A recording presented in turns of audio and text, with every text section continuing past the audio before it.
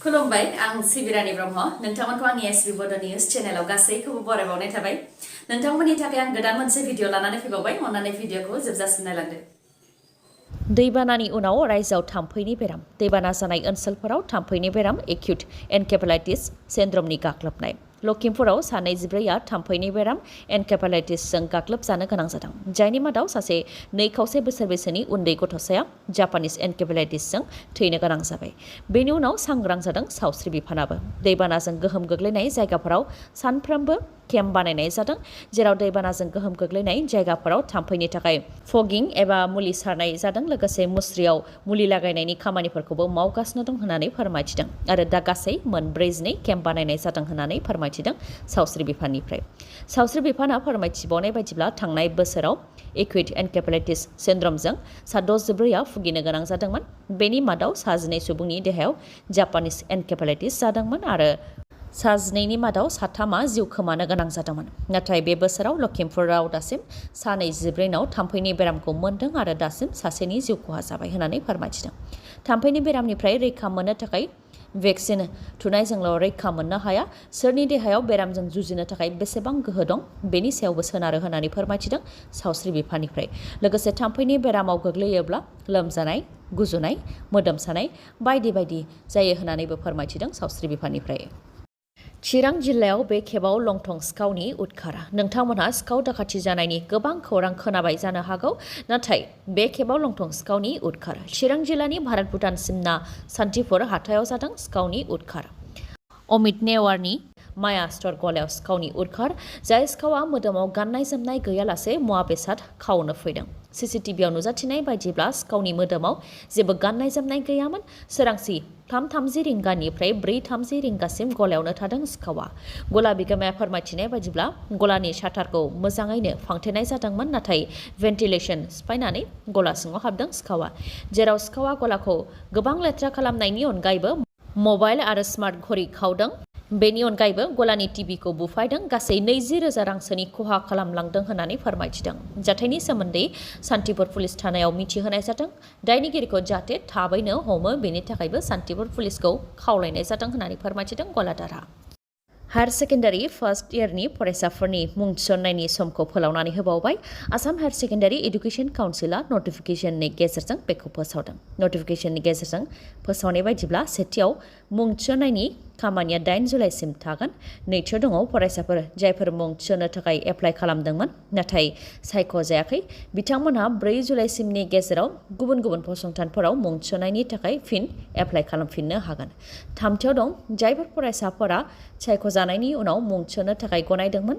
नाथाय मुं थिसनफैयाखै बैफोर फरायसाफोरखौ सिलेक्शन लिस्टनिफ्राय फसंथानफोरा बोखारनो हागोन आरो बेखौ बोखारनायनि खामानिखौ 1 जुलाइनिफ्राय मावनो हागोन आरो जायफोर फरायसाफोरा वेटिं लिस्टआव दंमोन बिथांमोननि मुंखौ सिलेक्शन लिस्टआव दोनफैनो हागोन ब्रैथियाव दङ एडमिशन होनायनि गासै खामानिखौ 8 जुलाइआवनो फसंथानफोरा फोजोबनो नांगोन जायखिजाया जाहोननि थाखाय फसंथानफोरा अफलाइन एडमिशन होनो मोना होननानैबो सांग्रांथि होदों आसाम हायर सेकेन्डारि एडुकेशन काउन्सिलनिफ्राय मणिपुरनि थासारिखौ नायनानै मणिपुरनि फरायसालिफोरखौ फिन 8 जुलाइसिम बन्द खालामनो थांखि फोसावबावबाय मणिपुर सरकारा मख'नो गोनांदि मणिपुर रायजोआव दुंहाव थासारि जानायनि थाखाय फरायसालिफोरखौ दासिमबो बेखेवनो हायाखै मणिपुर रायजोआव दावराव जानाया फ्राय दान मोननै जानायनि लामायाव नाथाय थासारिया मोजां जानायनि मुंखौनो लायाखै रिपर्टनि बायदिब्ला मणिपुर रायजोआव गासै गं 4,617 फरायसालिफोर दं बेनिनो गं 100 फरायसालियाव सेन्ट्रेल फर्सआ केम्प लुनानै थादों आरो भुगिनांनाय सुबुंफोराबो रिलिफ केम्प लुनानै थादों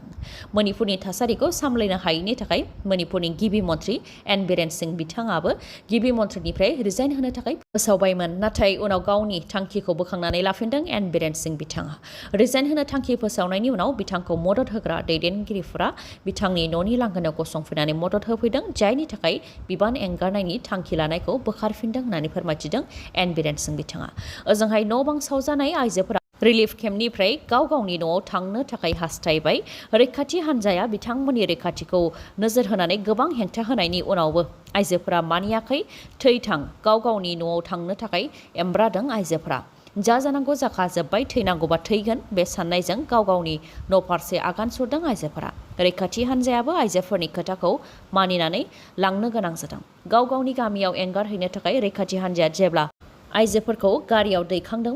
बे समावनो गारियाव दैखांफुबाय थानाय समावनो हाथियार लानाय उदखारिफोरा बिथांमोननि सायाव गुलि गावहरदों, जायनि थाखाय आइजोफोरा हान्थु खेरायनानै मानबाय रैखाथि हान्जानि गारियाव गाखोफैनो गोनां जादों। ओजोंहाय उदखारिफोरनो रैखाथि हान्जायाबो गुलिनि फिननायखौ हरफिनदों।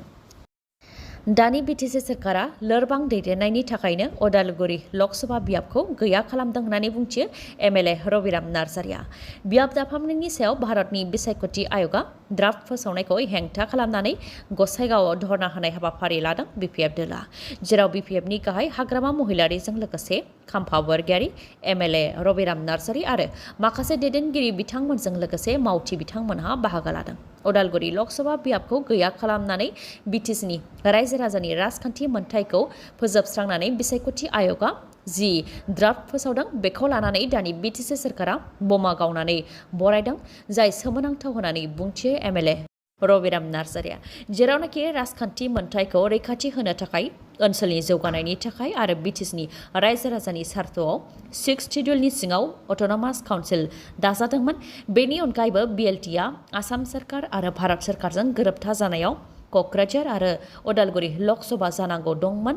2007 मायथाइनि ड्राफ्ट फोसावनायावबो क'क्राझार लकसभा आरो उदालगुरि लकसभाखौ मोननो हादोंमोन, नाथाय दा उदालगुरि लकसभाखौ गैया खालामनानै बिटिसिनि रायजो राजानि जि राजखान्थि मोनथाय बेखौ फोजोबस्रांदों होननानै फोरमायथिदों एमएलए रबिराम नार्जारिया। लोगोसे फोरमायथिबावदों दि बियाब दाफामनायनि थाखाय भारतनि बिसायख'थि आय'गा जोंनि ओनसोलाव फैनानै ग्राउन्ड लेभेलाव नायफैयाखै आरो बियाब दाफामनायनि बेलायाव बिसायख'थि आय'गा ओनसोलनि सोरखारनो बिबान होदोंमोन आरो बिथांमोननि थांखिनि सायावनो दिनै बिसायख'थि आय'गा ड्राफ्टखौ फोसावदों। बिटिसि सोरखारा रायजो राजानि राजखान्थि मोनथायखौ रैखाथि होनायनि सार्थआव उदालगुरि आरो क'क्राझार लकसभा बियाब दानायाव गोख्रोङै बिबान लानो नांगौमोन, नाथाय बिटिसि सोरखारा गोख्रोङै बिबानखौ लायाखै। सिरि आरो लोरबां दैदेननायनि थाखाय बिसायख'थि आय'ग आरो आसाम सोरखारा उदालगुरि बियाबखौ गैया खालामदों होननानै बुंथियो एमएलए रबिराम नार्जारिया। बिथांनि अनगायैबो हाग्रामा महिलारियाबो बुंथियो दि संबिजितनि बायदिब्ला बिटिसि गोरोबथायाव थाखानाय बायदिब्ला बियाब दाफामब्लानो उदालगुरि आरो क'क्राझार लकसभा मोनगोन होननानै रोखायै बिटिसि गोरोबथायाव लिरखानाय दंखायो। बेनि अनगायैबो उदालगुरिया लकसभा जानो हायो मानोना बै समावनो 32 लाख सुबुं दंमोन, दा 35 निफ्राय 36 लाख सुबुं थागोन। बेनि मादाव 8 लाखनि गोबाङानो भट होग्रा, बेनिखायनो उदालगुरि बियाब मोननायनि लामा दं। बेनि अनगायैबो प्रमद बर'आ 11 जुलाइआव बिटिसि केबिनेटआव थांखि लानानै दैथायहरोब्लानो बिसायख'थि आय'गा मानिगोन, नाथाय प्रमद बर'आ दैथायहरनो गोसो गैया। नाथाय जुदि बिटिसिनि मोनद' बियाबखौ बिटिसिनि बायजोआव दैथायहरोब्ला मोनद' बियाबनि सुबुंफोरा 25 निफ्राय 30 बोसोरसिम भुगिनो गोनां जागोन होननानैबो फोरमायथियो हाग्रामा महिलारिया आरो हाग्रामा महिलारिनि सोरखार थायोमोनब्ला बेबायदि जानो होनाय नङामोन होननानैबो बुंथियो हाग्रामा महिलारिया।